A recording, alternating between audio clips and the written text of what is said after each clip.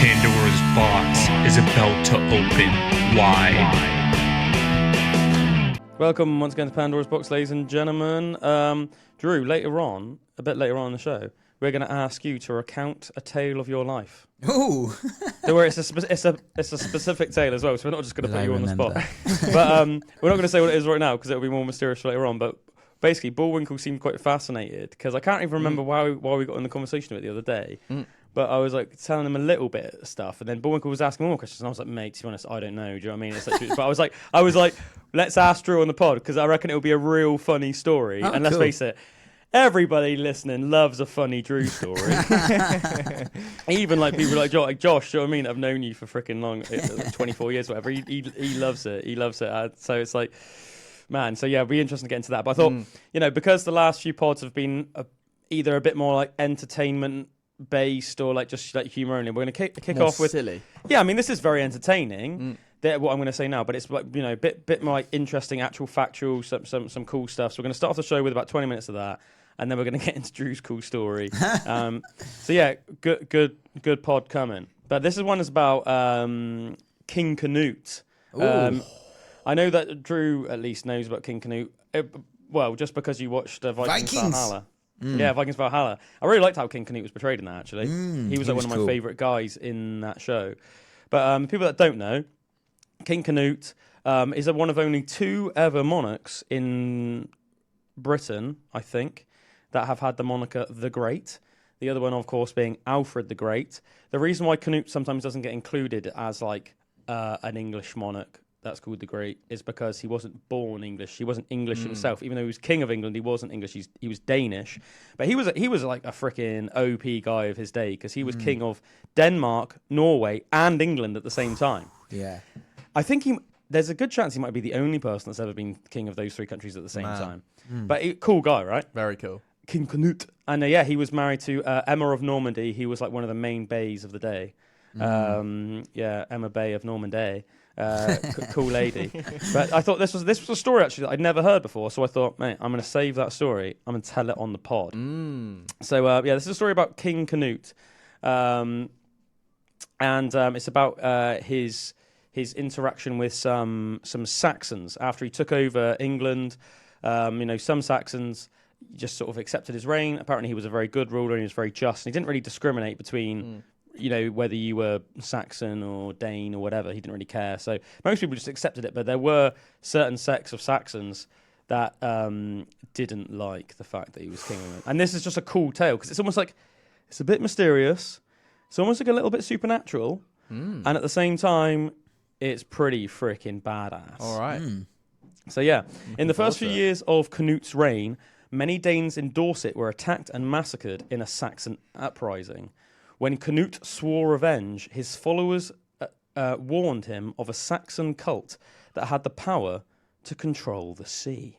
They cited the fact that Southampton had 4 tides instead of 2, and argued that such power over nature could prove to be a real threat to the seafaring Vikings should the Saxons retaliate. Of course, one of the things that made the Vikings was that, their dragon ships and their ability to navigate the seas and stuff. So a lot of these it's almost like this cult, this mythos almost about this certain cult of Saxons that could control the sea. Back in a day and age where obviously people would have been very God-fearing and very, very superstitious, they were legitimately worried about it. But Cnut was not a man of fear. On hearing these accounts, Cnut became angry about the superstitious beliefs of his men. He marched an army to Southampton and easily overcame the city with a force of Danish warriors. He took the captives to the beach, tied them to stakes driven into the sand, and waited with his men to watch the tide wash over the prisoners. Not one of the Saxon captives had the power to hold the waves back to save their lives, proving they did not have the power over nature that Cnut's followers feared. That pretty is badass. such a good way of doing it, isn't it? Let's stick them on spikes and see if they can stop the sea. Yeah, I just thought that was like such like a badass little story. Like, and I thought it was like quite all mysterious in the way. Imagine being like in like London at the time, and you're a Dane, you're hearing of this like 4 tides. This little like cult of Saxons, and they're almost like this little like magical cult. Like apparently they can control the sea, and they're all like magic wielders, and then you're like a bit like scared of it, and then no. And then that Cnut's just like, no, Let's see. All right, then. Let's see if you can control the seas then, guys. And they're all just like... That's pretty cool, isn't it? Yeah, that's badass. This is another cool little story. And do you know what? I hadn't heard the story before, which I was very surprised at, because it's this story is based in Somerset, which is where this pod hails from. We broadcast from Somerset in the southwest of England. We broadcast from Somerset. Somerset. So we're going to tell you a tale of old Somerset, England now. This is a story of Blue Ben the Dragon. Have you guys ever heard of this? Blue Ben. Blue Ben the Dragon. No, I'd never heard of this. Blue Ben was a dragon who lived in a cavern under Putsum Hill in Somerset. I feel like I've heard of Putsum Hill. Shall I have a little cat? Yeah, look at where Putsum Hill is. I've definitely heard of it before, but I couldn't tell you where it is off the top of my head. So, Blue Ben the Dragon hated heat and built a causeway between his cavern and the sea so that he could go swimming when he got too hot in his underground home. Sadly for Blue Ben, the devil would sometimes wait by the side of the causeway and catch him, riding him through the streets of hell. Blue Ben found the heat of hell so intolerable he would flee to the sea as soon as the devil released him. One day, when he was rushing to the sea, Blue Ben slipped, got trapped in the mud, and drowned. Many years after this myth had been circulating, so this myth apparently circulated for hundreds of years in Somerset. So hundreds of years later, massive bones were unearthed near Glastonbury. This was in the 17th century. In the 17th century, massive bones were unearthed near Glastonbury, and everyone in Glastonbury thought this proved beyond doubt the truth of the legend of Blue Ben. Nowadays, people actually think the bones are of a giant ichthyosaur.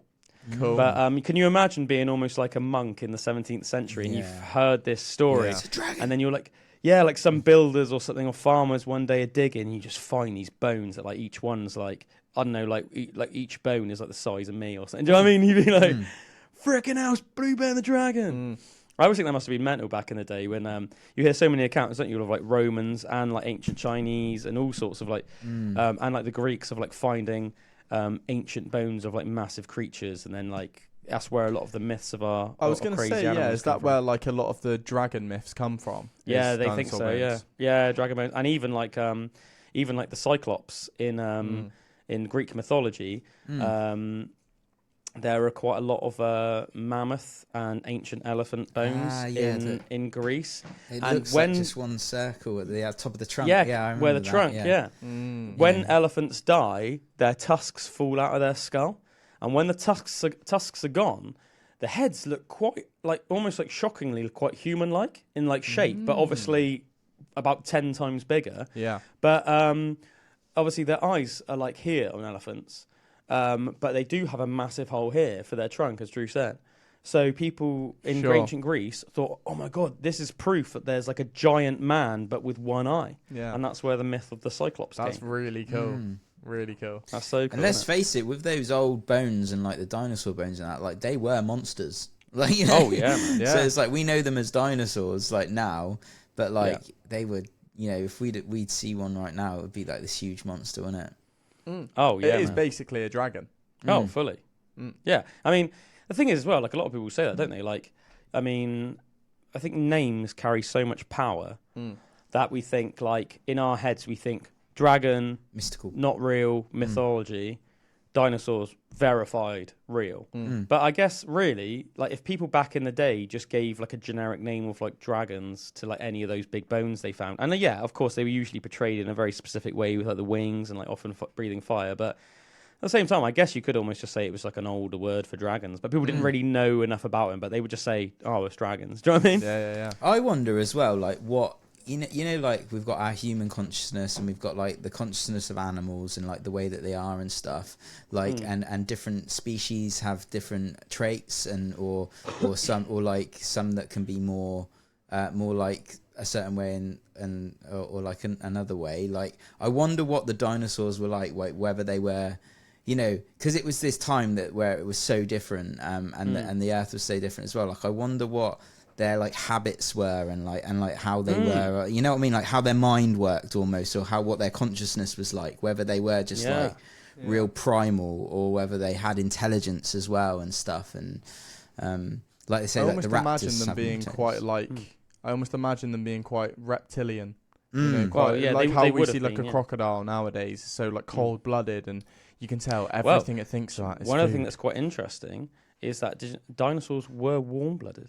We know that now. So we used to think that dinosaurs Cool. were cold-blooded. I can't remember if all cool. dinosaurs were warm-blooded. If it was only like theropods, which are like more like T-Rexes, things like that. You know, basically, an easy way to think about it: a theropod stands on 2 legs.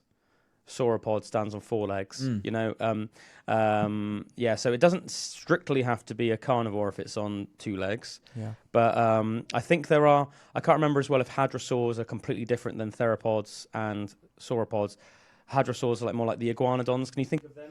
Can you think of like giant iguanodons? iguana. They have like almost like a big like crest on their head, yeah. and they're like they go on 2 feet, but like and apparently they would use this big crest they had on their head one. as like a blowhorn, and it would almost be like a trumpet. Whoa. And apparently it would almost be like a natural trumpet that they'd evolved to have, and they think that they would have probably used it both for mating and for intimidation That's purposes. so cool. And to, Like they've actually got like a battle horn on their head. yeah, and also to let other like your hadrosaurs know if like a threat was around, you know. Yeah. So it would have had several purposes. But one thing that's quite interesting is we do know for a fact, obviously just from doing like CT scans of dinosaur skulls, that they were getting more intelligent right up until the extinction event at the end of the Cretaceous period. So like if you look at so they know for a fact, for example, that like a T-Rex would have been like way more intelligent than say like a theropod dinosaur from like the Jurassic period.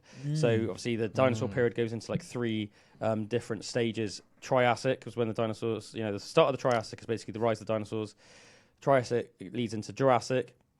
Jurassic leads into Cretaceous. At the end of the Cretaceous period, that's when the dinosaurs went extinct. But basically through that period, from like Triassic to Cretaceous, through like CT scans of like dinosaur skulls and stuff like that, we can see that their brain cavities were getting larger.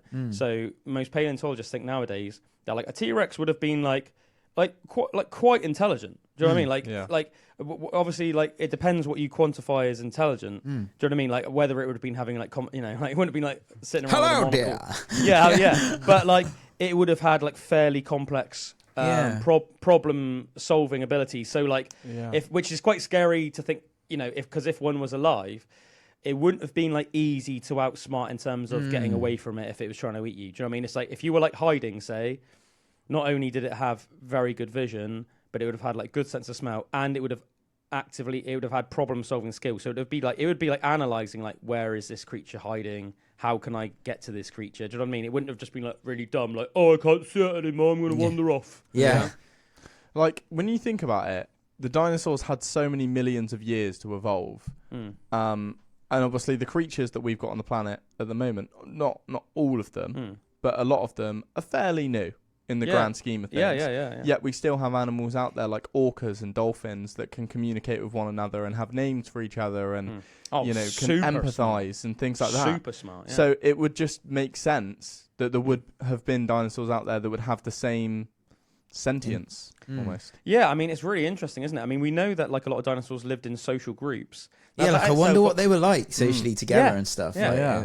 And obviously like that in itself doesn't necessarily mean it's really intelligent, because obviously like say like cows live in herds. Cows are pretty dumb, like relatively. Do you know what I mean? But then you look at lions in herds, and they like kind of like interact with each other and kind of play and roll, and you know. And and obviously one thing that we know nowadays that even say when we would have been born, Drew, people didn't actually realise yet, is that birds evolved from dinosaurs, and that's obviously a discovery more that was made in like the last 35 years. But so every single bird on the planet evolved from a common ancestor, which had evolved from the dinosaurs. You can tell when you look at their bones and that as well, I think. And the way they walk. Yeah. You could, like, you know, when you could imagine like a velociraptor would have walked almost like how like a crow walks. Do you know what I mean? They sort of like walk with their feet and then their little like head judder. And they've definitely got some intelligence as well sometimes. Like that's what I was going to say. Like if you think about how like crows and ravens, they've done all those tests, haven't they? And you can even watch videos of it, and like you could like say like lock something in a box, but there's like a way to get say the key out if you're using like problem solving abilities, and they'll keep trying different stuff until they can just get it out. And it's like it's pretty mad. And they say that like you say like, you know, like most 12-year-olds wouldn't be able to do that, or such things a like small that, brain as well. Shows that you can have that intelligence and such a Man, yeah. Don't they say chickens are the closest ancestor to a T-Rex? I think they're one of them, yeah. I can't remember if it's the closest, but I know it's a common thing that's said, isn't it? And as far as I'm aware, it is true that like T-Rexes are out of all the things on the earth that are like currently living, they are one of the things that is most closely related to a Tyrannosaurus. At the risk of this being like a really silly question, because I was thinking about this the other day, what is a chicken? It's a little bird. So is a bird, so you have like obviously mammals. You have like raptors. Oh, wait, sorry, what like you have like mammals, you have fish. So birds are its own bird. So birds are like you have like mammals, reptiles, amphibians, fish, insects, arachnids, birds. Right. Yeah. So there's not a subcategory of birds apart from like no. Like, The closest thing that a bird would be related to would be reptiles. Yeah. But then again, that's the same with us. We're the closest thing that we're related because it seems like a mad thing to say because. We seem so different. Like, if we had like an iguana right here, right now, or like a frickin', do you know what I mean? Like, you'd be like, well, that's nothing like us. But obviously, mammals closer evolved than from an insect. Yeah, both birds and mammals evolved from reptiles, which is quite interesting, isn't it? And if we look back to say like the Triassic period, when the dinosaurs first rose, and the period before that, which I can't remember off the top of my head, it might have been the Cambrian. There were what you call proto-mammals, and it was basically this weird cross where like some of the reptiles had started to show mammalian characteristics, but they hadn't fully evolved into a mammal yet. So you had this almost like weird crossbreed Proto-reptiles was it called? Proto-mammals. So Proto-mammals. if you literally type into Google proto-mammals, that sounds mental. You'll see loads of examples. Like a bad dream. Mate, yeah, it sounds like you'll see loads of examples of proto-mammals, and I think they had mammal-like characteristics in some ways because obviously the way that we define an animal into like a whether it is like a mammal or reptile, it depends purely on characteristics, doesn't it? So things that make mammals are like we don't lay eggs, we grow our young. Most mammals give birth to live young. We do have what are called though marsupial mammals, which are like kangaroos and things like that, and they are a little bit different because they grow. They almost like have like a little baby in like a little pouch for a while, before the baby is then fully formed, and that was what separates a marsupial mammal from, I believe it's called. Vagina. I can't remember if it's called something like a placental mammal, something like that, or I think it's like placental and non-placental, or something like that. But that's what obviously separates us from, say, like a kangaroo, because obviously some of those mammals are quite exotic and they've been separated from the rest of the mammal genus for a long time, purely because of their geographical location. Same reason why there's like loads of mental animals on like Madagascar that are like so different than the rest of the creatures on the planet, But yeah, very interesting. But yeah, so there's certain characteristics that make a mammal a mammal. Giving birth to live young. Breastfeeding is one. So like even like whales and dolphins, they breastfeed their young. Wow. Yeah, it's crazy, isn't it? You wouldn't necessarily think it, but they get their little teats sucked on That's crazy. underwater and get some milkies. Didn't even know they had teats. Mate, imagine what that. I wouldn't mind trying some like. Actually, I bet it would be a bit fishy. I was going to say I'd quite like to try some like orca milk. For a second, I got excited and I thought it would be like make you super strong and smart. You can just imagine you like take it, it'd be like some like like Captain America, like super soldier serum. You just think you'd imagine you take that and surely it can only do good things, right? Yeah, what about like elephant milk? That might be pretty mental. Like just get you huge. Imagine that, like you start taking it and you start like displaying some like elephant characteristics. Yeah. Platypus are the ones that sweat milk, aren't they? They sweat milk. That's so weird.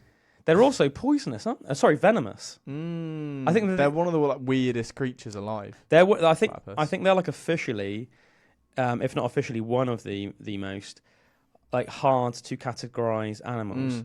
So I think they're officially down as mammals, but like scientists for years have been like, we don't really know. Like it's most like a mammal.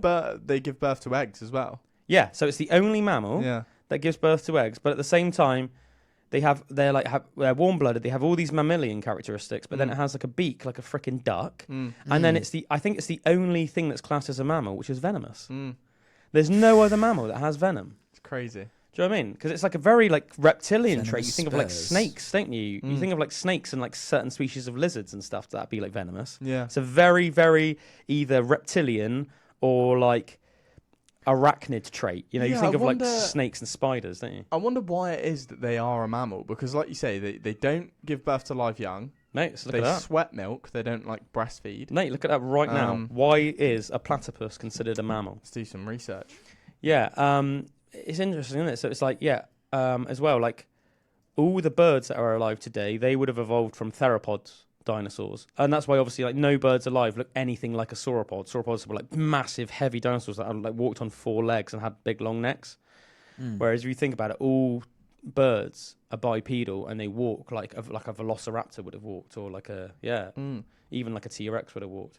So what have you found out, man? So it says it's classified as a mammal because it possesses key mammalian characteristics, even though it exhibits some unique traits. These include having fur, producing milk to nourish their young, and having a 4-chambered heart. So those are like the mammalian bits. Okay. But yeah, they don't give birth to live young. They lay in eggs. One of only 2 mammals that do. Does it say what the other one is? What the other one is? I'll have a little search. Yeah. Like I said, they lack teats. Instead, milk is secreted through pores on their mother's abdomen. So they just like lick their mum's stomach. Yeah. That's a bit weird, isn't it? That is Crazy. so weird. Imagine if when we were babies, we were just like licking our mum's stomach, licking the milk off. That would be so weird, wouldn't I'll it? have a little search and see if I can find the other one that gives birth to eggs. Yeah, do it. Just type in like what mammals give birth. You know, like What mammals have eggs? lay eggs. Yeah, lay eggs. That's the one. Yeah, that'd be interesting to look at. But proto mammals, interesting. There were some quite interesting proto mammals, as I said, like at the beginning of the Triassic and stuff like that. Some like predators as well, like 4-legged, like weird proto mammal predators. But there were some herbivores as well. I know. Echidnas. Oh the yeah, other one. they're quite I don't similar even to know what platypus, they aren't are. Never heard of Oh, They those. look quite weird. they? They're like they almost look more like a bit like a spiky rodent, porcupine-y thing. They don't look like a mix of like a porcupine, and then the bigger ones look a bit like a bit like an anteater. Yeah. Weirdly. They are strange creatures, aren't they? Isn't Echidnas. Knuckles an echidna? Might be. I'm not sure. I think so. Knuckles the. That's another one to Google, man. Is Yeah. Knuckles an echidna? I'm sure he is, man. Because that'd just be Certainly quite an is. interesting factoid, wouldn't The it? red Looks guy a from bit like Sonic. a hedgehog but with a longer nose. Yeah, they do look a bit like hedgehogs, don't they? They're like that sort of like just spiky sort of little creature, like a Knuckles from porcupine. Sonic is an echidna. Oh I wow! thought so, man. So Sonic is a hedgehog. Mm-hmm. Knuckles is an echidna. Mm-hmm. I like how they're all just little like spiky creatures. Yeah. What are the other? Tails is like a hamster. Fox. Is he actually? I don't know. He's not a hamster. I don't know. Mate, that's another one to Google. Come on, Bullwinkle. Google what is tails. What is tails? I'd like it if he was a porcupine, because then I'd feel like they were all. A 2-tailed fox, Ah, So a bit which fox- makes sense. It's a bit when you strange look though at that he him. randomly went a bit foxy. He's Yeah. randomly like technically. So you were technically a fox is technically a canid. So they're like in the wolf, dog, coyote, Canine. dingo. Yeah, do Mm. you know what I mean? They're canines. They're canines or An canids. unlikely friend. Yeah, which is quite. You wouldn't imagine that they just be animating a little posse with a hedgehog and an echidna, would you? Yeah. You know? But then there is like an alligator as well, isn't there? Although I think he's the bad there? guy. Yeah. Yeah. See, well, that makes Hector. more sense. Yeah. But reptiles are usually portrayed as bad guys, aren't they? Yeah. You know? Yeah. It's like Bowser. They look Yeah. evil. He's like a big reptile, big evil turtle. Well, no, a big tortoise, sorry, I should say. turtle. Big evil tortoise. Yeah. Yeah. I really like turtles and tortoises. I had one Did you for a actually? little while. Yeah. I didn't dropped know. one Called once. Shelvester. Oh, mate, did it? Brutal. What happened, man? Oh man, it was so bad. It was my great grandma from Plymouth, so like my mum's gran. Like when I was really small, like she died when I was like really young, but we'd go to a house in Plymouth and she had this really long garden, I remember, and there was just these like turtles or tortoise, I don't know which one, like quite Probably a small. tortoise. Yeah, Probably a tortoise. just Turtles like more have pad like the fins for swimming. yeah, Tortoises walk. yeah, and so she had them in the garden, and I'd love like going to see them and stuff, and like found it really interesting.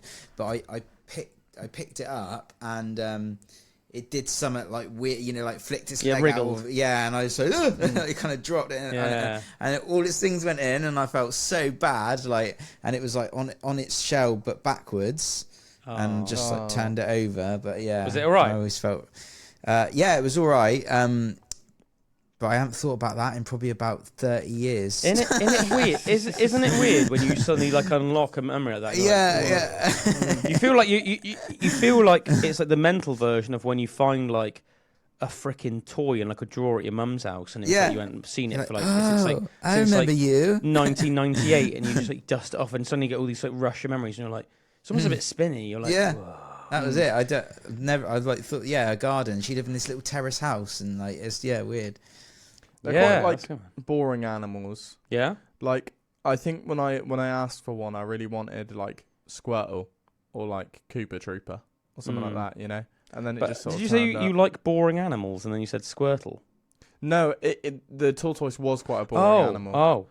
Did you call him? Did you call him Squirtle? No, I called him Shelvester. Oh, that's a good name. That's actually a good name. I like that. Man. I like that. Yeah. Creative. Yeah, but no, going back to like the original point. Yeah, so I think because as usual we've just branched right off. Yeah, dinosaurs definitely were getting a lot more intelligent. I think there's obviously still a lot of question on how intelligent they were, because obviously even with like CT scanning skulls and stuff, it's hard to obviously put an accurate depiction on it. But yeah, paleontologists do think that like some dinosaur species would have been, quite intelligent, but probably more in like a crow and raven type way, rather than like a like a human or like a dolphin and a mammal way. Rather, with like that's more like intense communication skills and stuff like that. But don't they think raptors were quite smart? I do think raptors are quite smart. Yeah. I'm not sure what the general consensus. I don't know if there is a general consensus on what they think was the most intelligent dinosaur. That'd be another interesting thing to look up. Do that. While you're doing that, though, I'm going to talk about the phenomenon of deja vu. And I thought that was actually quite a good segue, Drew, because obviously you were talking about, I mean, you didn't describe deja vu, but it's that same sense of... just a memory that goes unlocking that a memory out of nowhere. Yeah, but obviously the deja vu is more like a random one, because you feel like what you're doing has happened before, and then it sort of spins you out, but you could swear it had. I used to get it a lot more than I do now. Mate, so did I. That's weird. I don't know if this is like a common thing, but I feel like when I was a kid, I'd have it not like weekly, but like often. Like maybe like a couple times a year, where I couldn't even tell you when the last time it was I had deja vu. I couldn't even tell you. But yeah, deja vu is a fascinating phenomenon. It's one of the most. Did you know it's one of the most mysterious psychological phenomena known to man? Wow. Scientists don't really know what it's about, but I'll tell you what we do know about it. Deja vu is as old as humankind. Even people like a Roman poet called Ovid said, recently in Junos temple in Argos, Abbas city, I recognized the shield which I once wore on my left arm. But he was referring to the Trojan Wars, an event described in Homer's Iliad that had occurred 700 years earlier. But in that moment, he had a sense of deja vu, and he felt like he'd seen this shield before. The term deja vu means already seen. It's a French word. It was coined by the French philosopher Émile Bourac. In a letter in 1876, he suggested that the experience could be triggered by long-forgotten memories and perceptions. The term was first used in a medical setting by the French psychiatrist François-Léon Arnaud, who presented a case of it in 1896. As you can imagine, deja vu is very difficult to replicate in a laboratory or a medical setting. That's one of the reasons it's so mysterious, because most things, science can usually just like... Yeah, science can usually just like observe things and then like dissect things, whether it's literally or, whatever, and then they can figure out things about it. But obviously, like, scientists don't know where. So you can't just get like a human in the lab and just like sit around and wait until like they may or may not get deja vu, and then do you know what I mean? It's like it's really hard to study. So it's very difficult to replicate or study. Therefore, it's a complete mystery. But research on the topic grew sensibly in the 20th century. But despite over 100 years of fairly intense research, we still don't have an official psychological explanation for the phenomenon. Deja vu is often referred to as a glitch in the matrix. The current leading theory, although there are many, is that two areas of your brain are active at the same time. The two areas are the one that tracks the long-term memories, and then the other one which focuses on the present moment. Every now and again, there's a clash between the two, which can lead you to think that you have experienced this moment before. A leading researcher in the field is Anne Cleary, a cognitive scientist at Colorado State University. She suggests that deja vu happens when we are unable to retrieve information about past events. Imagine when you have a word on the tip of your tongue but cannot recall it. You are aware that you know the word but just can't remember it. That's annoying. Lastly, it is so annoying, isn't it? Lastly, another leading theory suggests that we are victims of what is known as split perception. For instance, imagine you visit London and walk close to St. Paul's Cathedral. You don't look at the building, but it is in your peripheral vision, and your brain is already registering the information. Subsequently, when you look at St. Paul's Cathedral, you get this feeling that you have seen all of this before. This is what is known as split perception. So you're taking in information without registering it, and then when you do register it, you then suddenly have this feeling that you've done it before, but that's because you sort of have, but you just haven't consciously done it. Subconsciously, yeah. What we do know about deja vu is that it does not seem to be harmful in any way. People used to think that people that suffered from deja vu more often potentially had increased risk of mental health issues or were starting to go doolally, essentially. Whether it was like schizophrenic or whatever. But it doesn't seem to be the case. Deja vu doesn't seem to be harmful.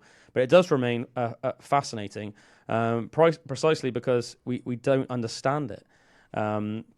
But yeah, I love stuff like that. I love like anything that's like a bit of a mystery like that. Like, it's just quite cool, isn't it? Like, because deja vu is mental, isn't it? When you do experience it, it is like quite a profound thing to experience, isn't it? Do you know, I couldn't even really tell you what deja vu feels like. What, you don't reckon you've had it? I'm sure I must have, but I couldn't like. I don't know if I've ever had it and then been like deja vu. You know what I mean? And I definitely have. Like. Yeah, I definitely have as well. It's crazy. And it's weird. Is it like a confusing feel? A little bit, yeah, because you feel like it feels real. So say like I've had it with people before where you've been in a conversation or something, or like, and you know, and or it could even be people I haven't ever met before, and I'll be chatting, and all of a sudden it will just hit me like, oh, this has happened before. I've had this conversation before, or like with this person as well, and I actually haven't even like spoke to him or haven't spoke to him for years or something. It's like it's weird when it happens, but because it feels real, it's almost like your perception, like how your perception is like your reality. Like you like things can not, because obviously that has in my head. It's like obviously that hasn't happened before. So my rational mind is saying this has never happened before, but the actual like even physical feeling of it is like it has. So it's a bit of a mind mash, you know. And it is that weird. It's almost like you can perceive things sometimes that aren't real, even though they feel real, you know. And the thing is as well, it's not like it's ever anything like, or at least usually like anything particularly profound, is it, Drew? Like no. I think the only actual specific memory I have of experiencing deja vu is actually a really, really old memory. And I was in primary school, and I was down Wemden Park. Could have been very likely I was with Josh, or like Luke, you know, I would have been like with Josh or Luke Palmer, or both of them or something. And I just remember being by the swings and then getting hit with like an intense like bout of deja vu, and almost like spinning me out for a minute. Do you know what I mean? It's quite weird because I'd probably only been like 9 or 10 at the time or something. But it's like the only specific memory I have of it. Although I obviously know I've had it a lot more than that. But I remember just being a bit like, oh, I swear this exact moment has happened before. And then it's like, that's all that it is, really. And it's been like, I swear this is literally exactly what's happening right now. Has happened in the past. And it feels really real, doesn't it? Yeah, it's like, it feels super real. I want to experience it. I genuinely don't know if I have really. It's you can see why people call it a glitch in the matrix because, mate, that's what it feels like. When you say, Drew, it does feel like a bit trippy. You're a bit like, wait a minute, this has happened before. It's like when you log onto an old game and you like reload an old save file. And you're like, I've been here before. I saw a really weird video the other day, today actually, just this morning, and it was like then people were saying like glitch in the matrix, and it was like some like tourists just like filming like the sun and the moon right next to the sun, but it was like the sun was setting so you could kind of see it like clearly in the camera, and like the moon, which was like half crescent moon next to it, and it's like that side of the sun. And then she's just filming, and this woman walks past and that, and it's all, and she's kind of moving the camera at the same time, so you can kind of see like that it's a continuous video. And then all of a sudden the moon just goes, and just like what, like, just like almost like spontaneously dematerializes and materializes at exactly the precise moment on the other side of the sun, down a bit. And like, and it's that the video's gone quite viral, and like, you know, maybe someone, you know, maybe it's just a fake video or something, but it looks like very real, and like cool. It's like almost like glitch in the matrix kind of thing, and it's like, what could have caused something like that, like weird stuff as well. I'll tell you something like a little bit weird that happened today. When I came into the office, I literally walked straight into this room and then started like humming a song straight away. What song was it? Oh, I'll look on my Spotify. Yeah, I can't remember if I started either singing or humming a song straight away that I hadn't been humming or singing until I walked into the studio. And then Bullwinkle straight away was like, that's weird. I was just listening to that on the way here in the car. And I was like, mate, that is freaking trippy. Just I seem to get in. stuff like that quite a lot. Yeah, like people I definitely think people will do quote songs that you'll just have in your head, and there must be something that, like, I don't know, prompts that. I do think that people, and I think it's much easier with people that you spend a lot of time with or that you've known for a long time. Get this psychic I feel connection. like you can sort of tap into them a little bit, you know? I definitely feel like that, and I think that's why, like, with people that you've known for a long time, you can, like, finish their Get down on it. Get down on that's what it. it was. I literally caught into the studio and I just like straight away was like, get down on it. And Bullwinkle was like, that's weird. I was listening to that on the way. And I was Literally like, the last listened to song on and my, you on my weren't. phone. yeah, I was like, mate, I don't even know when the last time I listened to that song was, or like why I just started singing that. I wasn't listening. I honestly don't even know when the last time I listened to that song was. So I wasn't in my head. I wasn't even really consciously singing it. Do you know what I mean? I just started singing it. I wonder if there's been any studies on stuff like that, on like almost getting on a wavelength with someone like that. Without any spoken word, because it's definitely something that happens quite a bit. Yeah. I always feel like when I get into like a really intense one-on-one conversation with a friend, that like when you get on that wavelength with each other, like they will literally start like the first like 2 or 3 words of a sentence, and then I could just finish their sentence. Yeah. Do you know what I mean? It's just quite weird. But I don't think I don't think I'm like psychic or anything like that. I don't even know if obviously I don't even know if anything like that exists. But I think it's like, but it is like you're tapping into something. You're getting like on such a wavelength of somebody. It's like weird. It's like you're tapping into something now, aren't you? I've had a weird one recently as well, where like, because there's always the ones like where you kind of you look at your phone and you haven't looked at it all day, and then someone starts ringing you, or you get a when you think about somebody, and then it's like you're thinking about someone, and you pick up your phone, and then they've like texted you and stuff. But I've had this one recently where I've like been thinking about someone or something specific, and it's not till like later that day. But it's so it happened on holiday. I remember like in Greece, like, and I haven't spoke to Calum for probably about a year or something. But I remember I was just like thinking about something specific when I was in the sea, like you know, and I saw it and then like randomly like later that day, like she like messaged me, and I was like, that's so weird. Like, was I tapping into her, like thinking about she was gonna message me or something, because I hadn't thought about her and like, or did you thinking that and make her message you? Yeah, and it was like, you know what I mean? yeah, it was written. There's been a few like that's happened, so it's not like instantaneous, like the thing where you pick up your phone, but it's like a random thought that I haven't had for a long time, or something, and then like, you know, and the other one was like Dan. I haven't spoken to Dan for ages, but I thought about him, and then Meg's brother. Yeah, and then like later that day, like, there was just a voice message and stuff, and I was like, all right, that's a bit of a random one as well. It's quite an interesting thing, isn't it? Like everybody listening to almost like do a little test of your own. Like if there's somebody you've been thinking of, or someone you've got like to communicate with, but you don't, you know, maybe you feel a bit weird to message them. Maybe it's like interesting as an experiment. Like think about that person like intently, like intensely and intently. And see if you can manifest like a communication with them. Do you know what I mean? That's quite an interesting thing to think of. Like. This is sort of on the same like the same category of things to talk about. And I think we've spoken about this on the pod before. But that feeling when you're like, you know, someone's looking at you. Oh, that's yeah, weird, like even if it's like across the room, and they're not even in your peripheral vision. You're just like, and then you look at them and they're like. And then they look away. Yeah. I get it all the time where I'll like almost be looking at the back of someone's head, say I'm in the cinema or something like that. Yeah. And the second I like actually am, they'll turn around and look at me. Mate, that's an interesting thing, isn't it? Well. Do you reckon that's like some leftover thing from when like obviously like looking out for predators or something? Do you know what I mean? It's such an like how would we intense even feeling. know?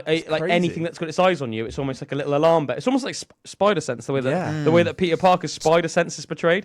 It's like just some weird feeling. Yeah. And often you don't even think it, and then look, do you? Yeah. You automatically look without tests thinking. on it as well. There's been some scientific tests, and there's a guy called Rupert Sheldrake. Have you heard of him? He's like he's a very like a real famous guy, scientist, but he's into all of this stuff, and he's done a lot of like published experiments on that precise thing of like people looking at you from behind and you being able to sense it and stuff. But Yeah, he's a cool guy, Rupert Sheldrake. He's like this English like scientist guy, but he's very like soft spoken, but like very interesting. Like, worth Yeah, it's interesting. checking him out. Yeah, that's cool. No, yeah, look him up for sure. I thought I'd talk about a very interesting And his son's guy. called Merlin Sheldrake. Merlin Sheldrake. And he is a wizard. Changing this a bit slightly, I thought I'd talk about this interesting guy called, try not to laugh. His name was Immanuel Kant. Okay. His friends used to say, I know the man. what a Kant. But they say, oh, look, it's Emmanuel. What a Kant. Right, Ofcom, you can't say anything because his last name's Kant. I'm just saying Kant, all right? So his name's K-A-N-T, which is exactly how I pronounce that. So no one try and find me. I'm familiar with the man. Emmanuel, he was a philosopher. And I just thought I'd quickly bring him up because I love some of his quotes. He's got some of the best quotes, at least of like sort of like the last 500 years, you know, excluding those classical Greek and Roman like sort of Stoic philosophers. But Immanuel Kant lived between 1724 and 1804. Kant was one of the most important thinkers of the European Enlightenment and one of the most influential figures of Western philosophy. His ideas of reason, knowledge, logics, ethics, and morality inspired countless philosophers in the 19th and 20th century. He was born in Königsberg, East Prussia, which I believe is like modern-day Germany, basically. It's weird that, isn't it? Like a lot of countries in Europe, I think, are a bit like that. Like Germany just used to be called Prussia. Yeah. Like, what's that about? For like hundreds of years, they were called Prussia. Like, so during the Napoleonic Wars, like Prussia was an ally of the British, and apparently during the Battle of Waterloo, the Prussians were like really instrumental. Apparently, the Prussians were like effing up the French. Wow. The Germans are pretty good at effing up the French, aren't they? They effed them up in both the World Wars as well. Obviously, that wasn't so good because the French were our allies at the time. But yeah, East Prussia. I can't even remember why they changed the name from Prussia to Germany. To be honest with you. Wasn't Iran Persia as well? Yeah, Iran was Persia, but Persia was like more than just Iran. There were like several countries now that used to be encompass like the Persian Empire. But Persia sounds better as well, doesn't it? Yeah, Apparently, I think a lot of Persia's people. Apparently, a lot of people in Iran to this day want the name to be changed back to Persia because, like, if you think about it, like, there's lots of things to this day, like Persian rugs. You know, and like a Persian rug is like held in really high esteem. You're like, oh, Persian rug is like best rug in the world, you know? Or like there's lots of like, you know, you hear about Persian poets. That song that I love, Boat with the Moon, that we've literally covered, that is based on a Persian poet, Hafez, his poem. You know, so like I think the Persians in general were known Prince as, like, of Persia. Prince of Persia, Jake Gyllenhaal. Rumi. But like, yeah, do you know what I mean? It's like it's held in high esteem. Like everything about like their culture and their food and their artwork and everything was like so held in high esteem. I feel like the people that are descendants of the Persians, like Iranians, they want to claim that rather than their more modern. You know, the things that, you know, they feel disassociated from anything that they are associated with on a global scale, more, you know, in a more like modern sense. They want to reclaim that, and you can understand it because like the Greeks are still called the Greeks, so the Greeks can almost like relish their heritage because you talk about Greek philosophers, or the Spartans were Greeks, or the Athenians were Greeks, or that like Greece is the home of democracy. Like all the Greeks that are hearing that are like, yeah, buddy. Let's go us. Yeah. Whereas like if you're like an Iranian, like you'd be like, oh, why aren't we just called Persian still? You know? I wonder if like Italians feel like that about Romans. Do you know? Yeah, I mean, would the whole of Italy be called Rome? The whole of Italy would have once been part of the Roman Empire. But obviously, yet again, a bit like Persia, Rome, it would have been bigger than modern day Italy. Yeah, I think a bit. But yeah, I think Rome originally was like Rome itself. I think started off as like, I can't remember if it was like a village or a town, but it was like quite a small settlement, and it just grew and grew and grew and grew in power. And it's one of those things that just flourished. And then like a couple hundred years later, they just like conquered like all of Italy and then beyond. It's crazy. But like obviously, like even like Britain was part of the Roman Empire. You know, like so yeah, we were almost like technically part of Rome for a few hundred years. Yeah, that's just quite interesting, isn't it? But yeah, getting back to Immanuel Kant. Yeah, he was born on the 24th of April, 1724. He was born to a modest family and was the fourth of 9 children. A local pastor recognized his brilliance and made sure he enrolled in Albertina University when he was 16 years old. When his father died, he had to abandon his studies to sustain his family and worked as a private tutor for 10 years. He subsequently continued his studies and earned a PhD in philosophy in 1755. He became a professor of metaphysics and logic in 1770. In 1781, he published his most important work, Critique of Pure Reason, discussing how reason and personal experience interact with our thinking and understanding of the world. It is still one of the most important works in Western philosophy. He died in 1804 at the age of 79. I'll give you a couple of his quotes. Some of them you might have heard before, and then you'll be like, "Oh yeah, that guy was wise." So one of his philosophical quotes that he came up with is, "If the truth shall kill them, let them die." I love that one. And I think that's really relevant in the modern age because we're living in an age of disinformation, and we're living in an age where people prioritize sometimes emotions and feelings over truth. And truth should always be the most important thing. You know what I mean? And then as humans, we should deal with the truth, regardless of how, you know, and like basically like get your SHIT together. You know what I mean? Like, yeah, of course, as humans, some things might hurt our feelings, but you know, the truth, you can't deny the truth. You can't handle the truth. Yeah, you can't deny the truth to make yourself, just to like live in this dream world, just because it makes you feel better. You know, so I think that's really important in this day and age. Another great quote of his: "One who makes himself a worm cannot complain afterwards if people step on him." Love that one. Love that one. I also think that applies to people that you would think of as like snakes in the grass. Do you know what I mean? Like, don't be a worm. Don't be a snake in the grass. You're going to get stepped on, and then you're not going to like it. Just don't be it. Don't be like that. Another one, which is a nice little one, sort of like, you know, a bit like a Stop and Smell the Roses one.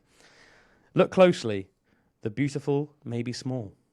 That's one for those less endowed guys out there. One to you when you're trying to pull the ladies. Look closely. Yeah. Yeah. Do you know Immanuel Kant once said, "Beautiful may be small." Welcome to beautiful, baby. Yeah. Imagine that. Welcome to beautiful. This is a nice little like basic one, but yeah, again, important because I think a lot of people suffer that whole jumping on the bandwagon thing, sheep mentality thing. Simple one, but dare to think for yourself, you know? And like, yeah, rather than maybe just going along with something, maybe stop to think. What do I actually think about this? Not what has somebody told me about it. What do I think about it? And then look into it yourself from multiple sources. Because what I've noticed with that as well, it's like you can form an opinion of someone even if you haven't thought of the person just by being fed information that you're not even paying attention to, but just say an example of that recently for me, like I didn't really know much about him at all, but like Tommy Robinson, that English guy that's done all of the uncovering the stuff about sex gangs, which one of the biggest ones is really close to me here in Telford, which is only 40 minutes away. I didn't even realise that the documentary he did that put him in prison was about Telford, and I'm not very far from that at all.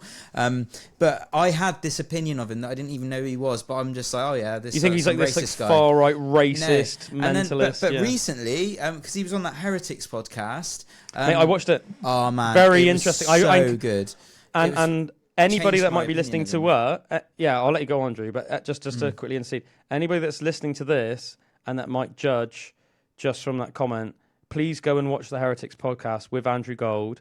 Andrew Gold, by the way, is a guy that was born into a Jewish family, very well-educated, decent guy, very open-minded guy, very polite guy who has all sorts of guests. For a very long time as well. Yeah, and he's had all sorts of guests on his show. He even admitted beforehand that he was a little bit like dubious of having Tommy Robinson on his show, and he said, I think he even said like he was a bit like scared of him, like was a bit worried, you know. But go watch the Heretics podcast with Tommy Robinson and just listen to it. Just try and go into it without like a preconceived notion, like we were just saying, and see what you think of it, because I thought it was a very intriguing podcast. But yeah, sorry, go on, Drew, go on. Yeah, no, it was that thing of like having a preconceived notion of someone, even when you don't know them or you don't. Because I think everyone in the UK has that of Tommy Robinson. Yeah, and it was like 90%. And then as soon as I watched some stuff, I'm like, oh my god, like what can you argue with this, or where is the racism? Where are the things? And that to be he's been fair, taken for?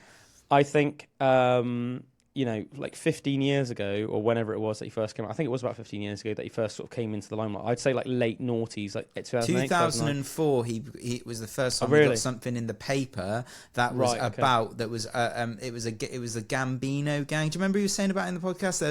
There's the Gambino gang. But they weren't actually Italians. Or something. They weren't actually they were Italians, Pakistani, but they almost like, and they embraced almost the Italian mafia. Yeah.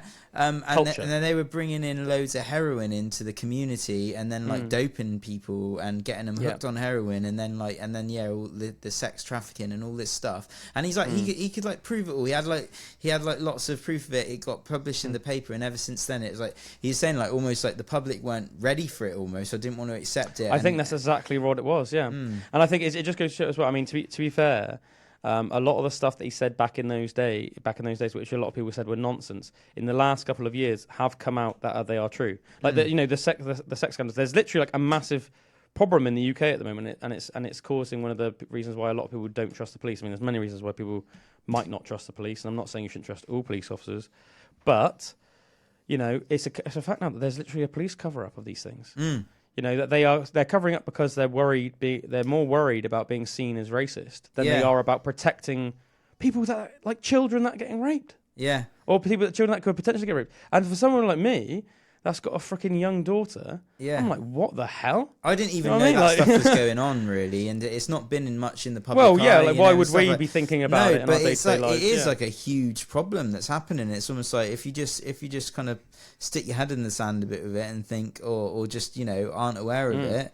It's it's growing and growing and growing, and like this whole cover up that you're saying, was he going on? Because I've watched a few of his things recently, and he was explaining about what happened with the police, and like that he was going to go to this thing in Yorkshire, which is another base of like where these things are happening. Hub. Yeah, and like Manchester, I think it's quite bad for it. Yeah. Yeah.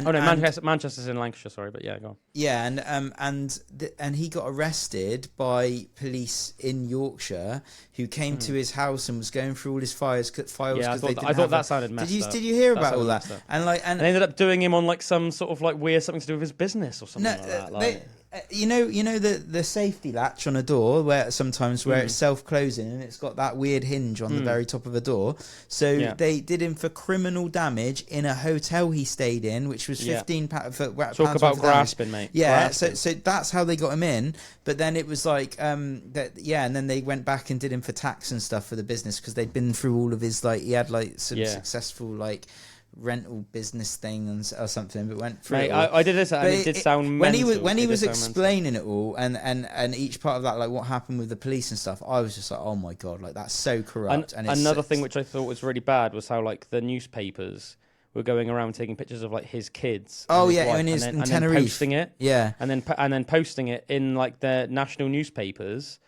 But meanwhile, like anything that he would document, they'd be told that like legally he had to like not show any faces. But then the double standard that then like the newspapers were going taking pictures of like his wife and kids, and putting them in danger. You feel like that's your responsibility to look after them at all times. Yeah, and they were putting them in complete danger because they were basically putting like a target on his family. Yeah, because anybody that opposed his views, whether it's like you just oppose his views in general, or maybe if you're like one of the people that he's trying to out. Then you're basically putting a target on his family. I really empathised with that. I thought that was an awful thing to do. And he basically like had to like leave his family, didn't he, and like go home because he was like putting them in danger. Yeah, which I thought was like awful because they were trying to get into the hotel and stuff, or trying to take loads of pictures of him and that. And the hotel was just another thing which I thought was crazy. They were going on about how like the Southport killer, who's that crazy guy, jihadist who killed all those little girls in Wales the other year, which is like he wasn't in solitary. To say it's awful is like such an understatement. Words can't even describe. Literally went into a room of random girls and started stabbing them. and killed these poor little girls, injured way more, absolute psychopath. At the time, the media tried to brand him as like some normal Christian Welsh boy. Later on came out that he had like jihadi manuals in his freaking bedroom and stuff, and that he wasn't this, wasn't like that at all. And apparently, I think it turns out as well that it seems like a bit of a cloudy area, so this isn't definite, but apparently nobody can trace his parents' origins, which then makes you wonder that his parents might be illegal immigrants. And yet again, guys, just want to emphasize, obviously no problem with immigrants or immigration. That's never ever the issue.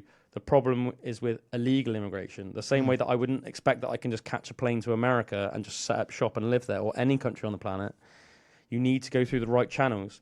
It's no different than, if you're waiting in line for something in a shop, you get to the front of the queue, and then somebody just barges you out of the way at the last minute, and then you look at the person behind the check, the cash point, or whatever, and you go, "You're not going to serve them, are you? I've been waiting in line for 20 minutes." And they just go, "No, we are going to serve them." You know what I mean? Right? It's like it's rewarding. It's rewarding, like literally, like morally bad behavior. But it's obviously way worse than that. That is like a good analogy, I think, in terms of like morals and ethics and stuff. But obviously, it's literally illegal as well. You know that you have to go through channels. There should be checks on who is coming into any country, as a respect to the people that already live in that country, to make sure that there aren't dangerous people that are setting up shop next to you, because they could be living next door to you, your kids, your baby, whatever. And not everyone is, some ex-military guy or some martial arts black belt. A lot of them are like single mums or, young people that, need to rely on civilization and the state to make sure they're safe, So it's really important that people do feel safe. So anyway, sorry, just getting back to my point. So it's the Southport killer's parents, might have been illegal immigrants in the first place, and then this psychopath that went and killed all these little girls, he's literally not even in solitary in prison. But one thing I thought was crazy was that they put Tommy Robinson in solitary. Yeah. And that apparently it was almost borderline illegal, wasn't it? Because they said, like, by law, because he didn't trust. He was living the on food. tuna because he was like genuinely concerned that he was going to get poisoned, because a lot of the people that were working in the kitchens were basically people, the sort of people that wouldn't like Tommy Robinson, let's just put it that way, that were like working in the kitchens, that were then, could have poisoned him. And you see like things like that apparently are rampant in prisons nowadays. Like apparently it's almost like the inmates are running the asylum.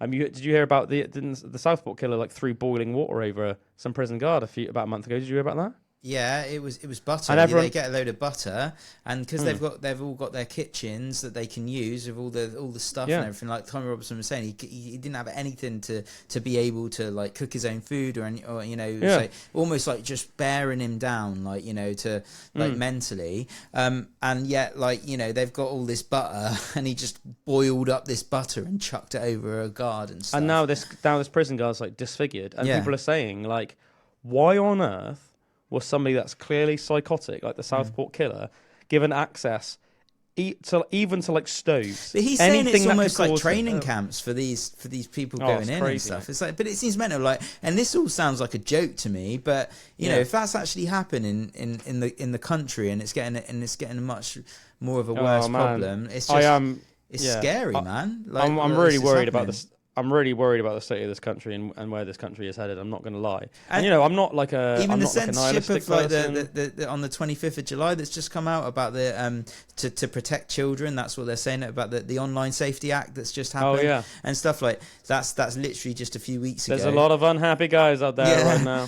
But kids know how to use computers. They'll just use a proxy or a VPN to get to the sites anyway. So not really help. It's just kids will find another way to get to see what they want. But they're actually using the Online Safety Act to censor and take things down, take down disinformation and stuff that can promote. Quote unquote disinformation. So that, as in like who decides. So what it's almost like is. a covert way of being able to censor the public to certain things, like in a legal way in the UK now. So that's what people are saying. It's almost like a covert way that they've got this law in that makes you be able to be more censored again, and to not lowering the political age for people to vote to like 16. Yet the 16-year-olds aren't actually allowed to see news, more varied news, because they're just censoring it anyway, and they're not putting stuff up. Like there's already been like documentaries and stuff taken down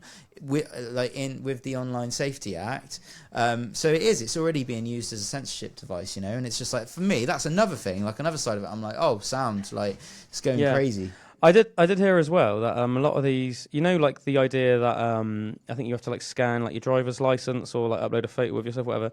A lot of the way that the government set it up is that they're like third party like registrars that sometimes aren't even in the UK.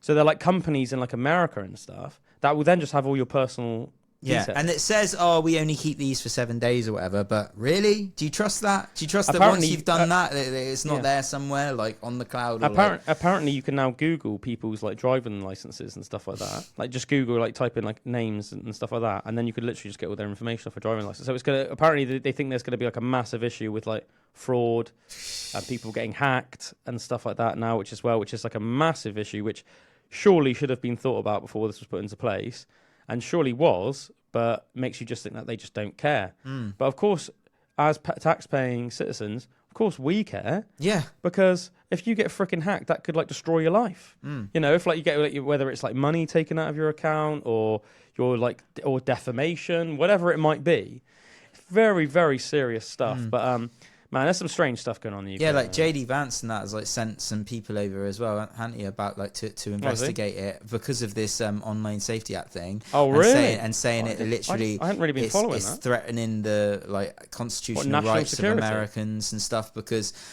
basically like the UK government have already like said to big tech companies and social media companies and that, like, you need to comply with this, else you're going to get all these fines, you're going to get 10% of your turnover, you'll have to give us, and all this stuff. And it's like, they're like, the American companies are like, we're not going to that's not free speech, like we're not going to pander to that. So like, they're almost, there's this thing with that, and like, basically like Facebook, everything has to comply with these new rules, but like X and stuff aren't going to. But then there's these massive there's no way that X would do that, is there?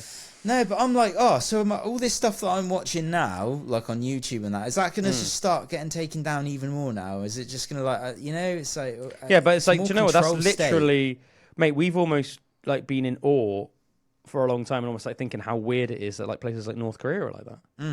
But it's almost like that's almost... slowly happening to us. I said, I don't want to like blow it out of proportion.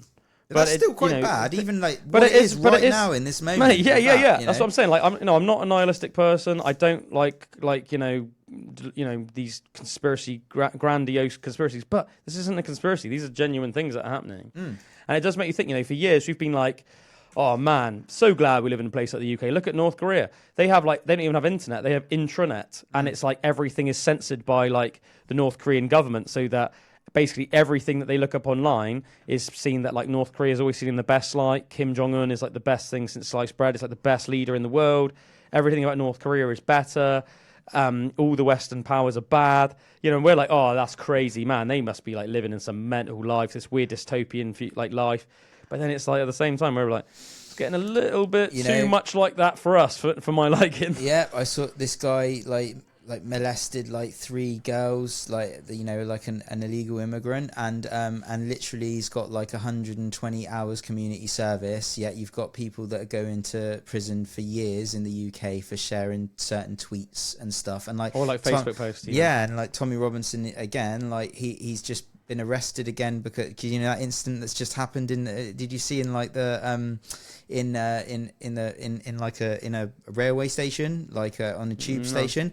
So literally, like, unlucky, he can't really walk around on his own anymore. But like but guys like saw who he was and like followed him. Like for 5 minutes, and he was saying, "Leave me alone! Get away from me! Get away from me! Get away from me!" Got to the end of these stairs, and he came running at him, and like so Tommy Robinson defended himself and knocked him out. And but like the only footage that's available to the public is moments after that, and this guy's on the floor, and he's been painted again as this like violent, horrific person in that. But like the actual footage of the 5 minutes before, all following him through the tube station, and everything, seeing all that, like the police sat him down and he's been released because it's so obvious that this guy is harassing him. Self-defense, and it was self-defense. But the next day they also arrested him for 3 tweets, and he's been sharing these tweets out, and you see him, and it's like, and it's just like, what is going on, you know? Like, it's crazy. Just seems like madness. I do think as well, it's like it's very easy for us or anybody to sit and judge somebody like Tommy Robinson, but I think when you actually hear his story, say like on Heretics, you do realise that basically if you put your neck out and you are basically deemed like dangerous for whatever reason, just it's deemed basically by like the state or like media, whoever, that you are like potentially doing something that is not in their interests or not what they want reality to be perceived at. It's very easy for, obviously, if you're just one normalish guy, to get basically demonised by the entirety of the UK government, police force, media. And do you know what I mean? It's like very easy. Very easy. Just put some headlines out there. Yeah, and it can create a narrative. And the next thing you know, any three of us guys could be literally like the worst thing since sliced bread. The worst. Well, sorry. Well, I've just created the opposite of that saying. The worst things. No, it's the best thing since sliced bread. The worst thing ever. All right. There we go. And and pretty much just the majority of people will just believe it. Yeah. You know, like 90% of people just believe it. Oh, they must just be like some crazy racist. Just some crazy nutter. And as I said, all I would say is, you know, go back to old Mr. Kant. Yeah. You know, think for yourself. You know, we're not basically telling anybody here that's listening to this to do anything other than, you know, maybe watch that podcast we said, Heretics with Andrew, and do loads of other research of your own as well. Yeah, learn about some of the things they're talking about. And maybe you won't have the same concerns and worries that me and Drew have, and that is absolutely fine. You know, because it's free, you know, it's freedom of speech, and we believe in freedom. But just, you know, maybe just if you think about anybody and you have that blanket thought of, oh well, that person is insert whatever. Maybe ask yourself, why do I think that? And if you can't honestly look at yourself in the mirror and say, I think that because of all of this logical information in front of me, rather than, oh, actually, I just think that because isn't that just the general consensus? Then maybe actually do some research on it. You know, because you'll be doing yourself a favour and you'll be doing the pursuit of truth a favour as well, which is what we should all be looking for. Because some things are like black and white. Like you know, there are evil things that happen. Truth. You know, things that aren't on, like things that, you know, and if you're trying to bring truth about those things, I don't see how that's a bad thing. I don't see how anyone could demonize that, but that seems to be what's happening. Objective, more right and more. wrong. Yeah, you know, like that's very interesting. I think people sometimes make. And I think you know. I think sometimes people make things more confusing in life than they need to be because a lot of things in life are subjective. But then I think people get carried away with that and then think that everything in life is subjective. A child's safety is not subjective. And of course, it's not. No, of course, we have to have objective right and wrong, okay? Anybody abusing a child is objectively wrong. The moment we live in a society where that is even potentially not, I don't want to live in that society anymore, right? It's dangerous. People should not be at risk of being randomly attacked in the street for no reason. People should not be at risk of sexual assault. We should not be worried about our kids' safety at school or anywhere for that matter. You know, that is all of those things are objectively wrong. Theft is objectively wrong.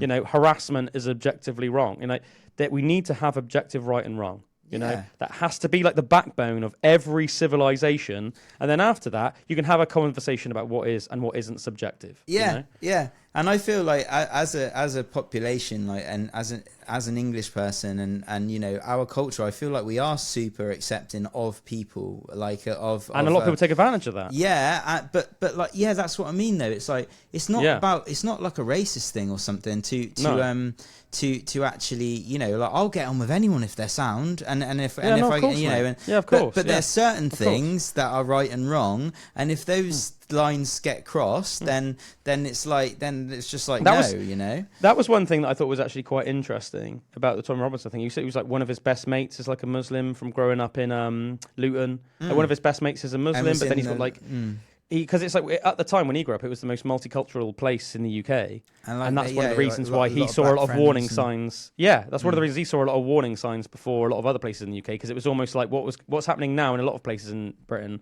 was happening 20 years ago in Luton, just because of the diversity there. But it's like, yeah, he was saying, like, one of his best mates is a Muslim. He's got like black friends, he's got Jewish friends, he's got Sikh friends, and I empathise with that, because it's like, it's like one of my best friends is a British Pakistani that comes from a Muslim background. My ex-girlfriend was like freaking half black. I had Chinese mates before. Do you know what I mean? It's like it's not about like what people try and put it like, oh, if you have an issue with this, then you are a racist. It's not about that. And as you said, Drew, you obviously be willing to be like friends with anyone and take anybody on, because you should judge everybody as an individual. Do you know what I mean? You should take everyone as they come and judge them as an individual, not judge them by what they look like or what their background is, of course. But if you have an issue in society that is growing and it's clearly become an issue because of the beliefs of a certain sect of specific people, then that needs to be addressed. And it shouldn't be swept under the rug just because you're worried about being seen. Which seems to be what's happening a lot. Like, it's being swept under the rug so much, even close to home. Like, I can't believe how close to home it's getting sometimes now. Like, Meg works for a company, Good Culture Kombucha, and one of like the employees there, her partner has just been stabbed in Ireland. Like there was a police officer, multiple stab. Luckily, he had his vest on, like his like they walk around with like stab-proof vests or whatever. This massive gash in his arm and that, and the way it was like portrayed in the media, it wasn't even covered and stuff. And it's like they won't say it was someone ran at him shouting Allah Akbar. And like, and was like, and like stabbing him, and I'm just like, mate, it's like this Team doesn't America, even doesn't even get covered, by like mainstream media and that. And this is someone like that we know, or do you know what I mean? There's like a more of a connection of like close, and I'm like, it seems like crazy. It's happening more and more, and that was in Ireland, so it's not in the UK, but it's like it must be happening there as well, and it's. Yeah, I think it's. I mean, you hear about it's becoming like almost like a common phrase, and I'm glad, because it's like it makes it harder to make it sweep it under the rug. But you hear about that two-tier policing. The 2-tier policing. That's something. It's like one rule for one, different rule for another. And I definitely think that's a big issue, isn't it? Yeah. It's like, and I think it's what seems, and it's hard for people. Like, how do you not expect a lot of people to feel resentful and feel bitter? Because the ones that are getting the rough end of the deal in all of this are like British taxpayers families have been, proud to live in Britain for generation upon generation, sometimes in some cases going back thousands of years. But it also doesn't matter if it's only been 100 years or a couple of 100 years, but like at the end of the day, regardless of how long it is, it's people that are proud to be here and have like British values. What I mean by that is like what we deem objectively right and wrong, So and also meritocracy, sexual equality, so women and men are equal in a court of law, and equal socially. As I said, all those things we talked about earlier. Of course, that murder, sexual assault, things that should be objectively wrong. These are all, when I say British values, that's what I mean. Or the people that are getting the hard end of the deal, or the people that have those values, that have been living in Britain for a long time, that are being affected by people that don't have those values. and people who themselves and their families have been contributing to this country. What I mean by that is just by working in this country and paying taxes, because all the stuff that the government spends, all the money that the government has is taxpayers' money. All of it is. So if then they're using money to do corrupt things, which actually is to our detriment, that make our children potentially unsafe, or your missus, or even yourself potentially unsafe, or like your old dear, your mum or whatever, unsafe potentially, nowadays just walking around in a city after dark, then how is that on? Yeah, and like you say, like we're paying for it as well with, say, like the people that are coming over on the boats and stuff and going into these hotels. It's all taxpayers' money, and you look at actually what's being spent on them. They all get like Netflix and Disney Plus accounts when they come over. Mate, they're all like living and like getting Domino's pizza hotels. and McDonald's like sent out. There's even stuff about people are selling them their ID so that they can start getting like Uber jobs because they're not allowed to work. So now they're claiming all this money from the government, working like and stuff, and it's just like it's madness. Like we're paying for that, and I just and then they also have values that are completely different to our English values, and where things like rape and stuff is more normalized to them. Well, I mean, it's just normal to them as well to be like even just things which obviously aren't. I mean, you know, of course, and the thing is as well, they don't all have to be bloody rapists. Like even the fact that some of them are like it's normal to them to say be sexist and homophobic. That doesn't really fly in this country. No, you know, like we're a very banterous and very comedy heavy country, right? We like making jokes about everybody. The British, gingers, fat people, thin people, mate, whatever you are, a British person will make a joke out of it. But in all seriousness, mate. Why do you care if somebody's gay or why or like and like let's make a joke about of course make a joke about your wife in a loving way or it's nice to have a bit that banter between sexes, but it should be banter. There's never actually a point where I think if somebody seriously was like of course we're it's better not than extreme, women, right? it's like, I'd be like, I will kill you if you're gay. Yeah, exactly. Did you hear about how Spice Club in town's just been shut down? Like it's an Indian takeaway in town, guys. It's called Spice Club. That's just been shut down because apparently they were housing like loads of illegal immigrants. That's just to hear, mate. Literally, it's like 2-minute walk down the road from where we're broadcasting this from, where me and Bullwinkle are. Mate, crazy. Even the little stuff in town, and it's like I've seen it's like certain people leave it at that. Certain people I've seen parking on like double yellows, say down Frion Street. Literally 10 cars in a row parking on double yellow lines for like 3 hours, man. Right? If any of us parked on double yellows for 5 minutes, we could get handed a fine, and it would happen. Oh, happens to me out I remember here. I remember I accidentally got a fine. Like I think it was like an 80 quid fine because I accidentally put my hazards. I put my hazards on outside somebody's house because there was nowhere to park down that road. So I put my hazards on. Somebody else ran into the house. I was in there 5 minutes. Came out, fine on my windscreen. Right? Why should we get fined, but certain members of the population can literally park 10 cars in a row, literally to the point where it's almost like obstructing then the use of that road on double yellows, and nobody bats an eyelid. Like if that's not like a 2-tier like way of life, then you tell me what is. It's like it's almost like a form of discrimination, isn't it? Or like it's like why do some people get a green card, other people don't? Well, there should be the same rule for everybody. Yeah. The same rule for everybody in this country. It should be, regardless of race, colour, sex, creed, there should be the same rule for everybody. And that's the only way that anything could be fair. Yeah, and like meritocracy as well. So being actually like employed and do things on what value you can bring to something rather than like what race you are or what yeah, like being like a token or whatever, it's...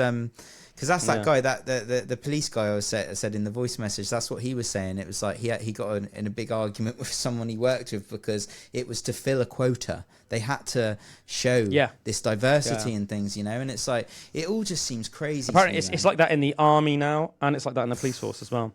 Yeah. I watched a really good, I watched a good podcast with a guy that used to be one of the high ups in the RAF, and he actually ended up getting fired. Because he basically said that he refused to hire people to tick boxes rather than on merit. I think I might watch that. Was that on Heretics? I think it was, yeah. Yeah, it was either Heretics or Trigonometry. Yeah. Yeah, and he got fired. That's an email just telling us but that he was saying cancelled. That but he said, but I remember he was saying that when you're working with pilots and you're actually like flying these planes, like it cannot like not be a meritocracy sound because you need to be able to trust the people that you're flying with completely with your life, and it needs to be the best of the best, and that's just obvious. Just that, not only is it putting other people's life at risk, but like you could literally die. Like one small miscalculation in a plane that's fast enough to break the speed of sound. You could die. Like, so everyone has to be the top of the top of the top. And that for me, that's a more fair way of doing it because if you feel that you can just get something because you're entitled to it, it's going to make you you're going to have less respect for that, and you're not going to try. You're just thinking, oh, cool, like, I'll just get this. For free. Man, he was saying that there are like white lads that are coming out of secondary school that have been waiting for over 2 years just to get even an interview in the RAF but basically, if you're a different like nationality, or if or a different skin color, then you'll get fast tracked. So you'll be like there within a month. But then it's like, well, how is that fair? And as I said, I really want to emphasize, we're not saying it should be the other way around. We're saying it should be the same for everyone. We're saying it should be fair for everyone, because that is the true definition of not being racist. That's like everyone is equal. Yet again, everyone is equal, just regardless of race, color, sex, or creed. That's what it should be. Meritocracy, same rules for everyone. Yeah, man, we rinsed that conversation. Boom. In a minute, man, we're going to ask you your little tale, because it'll be a real funny, light-hearted way to finish the conversation. Yeah, as I said, quite intriguing. The more like Bullwinkle was almost like prying on it. I can't remember how we got on the conversation, but the more it made me start thinking. I don't know what I've done that's that interesting. Well, it's not even something that you've done necessarily. It's more just like it is quite. I think it would just be a bit of an interesting story. And yet again, it's interesting because it's sort of like cultural, but at the same time, it's funny. And I just think it'd be quite an interesting tale, because as I said, I don't really know like all the ins and outs of it. But I'll tell you what. Let's just go into it now. Oh, let's drop this little bombshell first. Actually, did you know that Amazon is in obviously the company, are now at the stage where they've got as many robot workers as they have human workers. Whoa! I thought that was quite like a mental fact. They've embraced it. Did you see how Bullwinkle strategically stayed quiet during that whole entire conversation? So he's like talking about robots. I'm staying out of that one. But then like robots, and he's like back in the game. Yeah, the automation of Amazon facilities is approaching a new milestone. There will soon be as many robots as humans. The e-commerce giant, which has spent years automating tasks previously done by humans in its facilities, has deployed more than 1 million robots in these workplaces, Amazon said. That is the most it's ever had, and near the count of human workers at the facilities. Company warehouses now buzz with metallic arms plucking items from shelves, and wheeled droids that motor around the floors, ferrying the goods for packaging. In other corners, automated systems help sort the items, which other robots assist in packaging for shipment. One of Amazon's newer robots, which are called Vulcan, has a sense of touch that enables it to pick items from numerous shelves. Amazon has taken recent steps to connect its robots to its order fulfillment processes so that the machines can work in tandem with each other and with the humans that work there. Now, some 75% of Amazon's global deliveries are assisted in some way by robotics, the company has said. The growing automation has helped Amazon improve productivity while easing pressure off the company to solve problems such as heavy staff turnover at its fulfillment centers. I actually do think it's one of the most impressive things in the current day is Amazon. The idea that you can just order anything and the next day it's just at your door. Mate, I don't understand. It's like magic. I swear it's getting faster as well, right? So I pay for Amazon Prime just because, just the convenience and also for the television benefits. And I ordered a new guitar cable because mine was getting all buzzy and crackly the other day. I only have one currently. I ordered one, I think, at 10 o'clock at night, and it turned up at midday the next day. That's insane, isn't it? That's crazy. Can you believe that? It's crazy. That's so good. Are they still doing the drone stuff that they were planning on doing? Yeah. Because, funnily enough, actually, there's something else in my notes here about that, which I can literally tell you. So it's about the drone delivery company Zipline is apparently transforming healthcare in Ghana. This isn't to do with Amazon, but it's to do with the drones that are delivering stuff. Yeah, there's a drone delivery company called Zipline that is transforming healthcare in Ghana by ensuring fast and reliable access to medical supplies. According to a recent study, healthcare facilities in Ghana's Ashanti region that gained access to Zipline's drone delivery service saw maternal deaths fall by as much as 56.4%.